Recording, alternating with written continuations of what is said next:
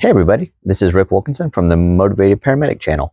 Love to have you guys. Really looking forward to bringing on some guests and talking about the evolving field of EMS professionalism, where that means critical care, blood products, TXA, advanced airway, ultrasound, anything that you could think of that's pushing our field really to the edge, antibiotic usage, anything that you could think of. This week, our topic is body armor in EMS, where and how that fits in. We know is a struggle. We know it's costly. Some people will argue that it emboldens the provider to go to calls that maybe the scene isn't safe, but they feel more comfortable because they're in body armor.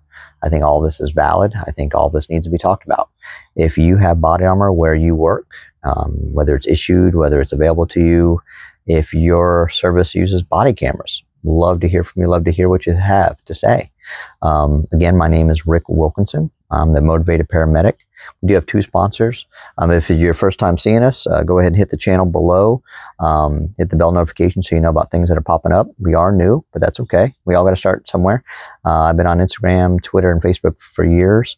I'd really like to have you guys come on the show, talk to us. We do have sponsorship. This week we have AR500 Armor. Most of you probably have heard of them, but if not, they sell tactical body armor, soft armor plates, the vest to go with them, Under Armour, meaning underneath your shirt, or they have tactical carriers as well. They have some really cool products now that are kind of absorbing that fragmentation and sprawl effect. If you don't know what that is, check them out. They'll be below AR500. The other one is Nutrient Survival. Whether you're planning for a disaster or having some extra food in the house or preparation for camping, I would really suggest them. Again, link below for a little bit of a discount.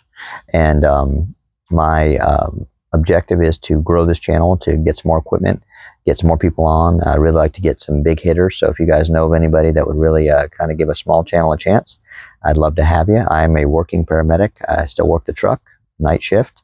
This is 22 years as a paramedic, 25 years in the field. Again, love to have you guys. Try to keep our comments professional. If there's something you really just want to talk about that is on your mind, you can email me as well. Link will be below. But let's talk about real quick. The most recent case that most of us have heard about is a paramedic. Again, I may be out of school. An EMS professional in New York City was stabbed in the leg, the chest, and the arm. Not sure if she was a paramedic, so please excuse me if I named that wrong. I know she didn't require some surgery. I wish her the very best. I hope she comes back to the field. So we know that this is an evolving crisis. I would say crisis because many EMS professionals around the world are assaulted verbally, physically, every day.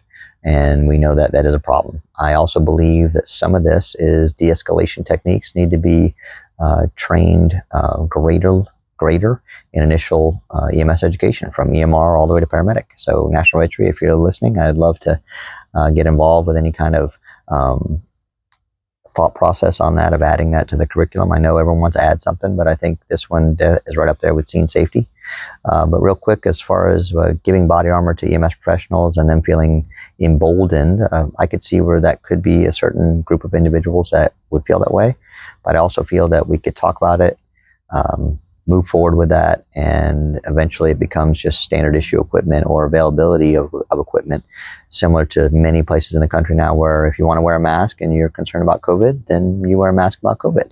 Nobody says anything. Nobody asks questions. If you feel like you should wear a mask, and I know there's an uptick in many parts of the country where masks are becoming highly recommended again, and this is not a political discussion, but I would equate it as that. Where I work in Alabama, if you want to wear a mask, no. Okay, nobody questions it, nobody says anything.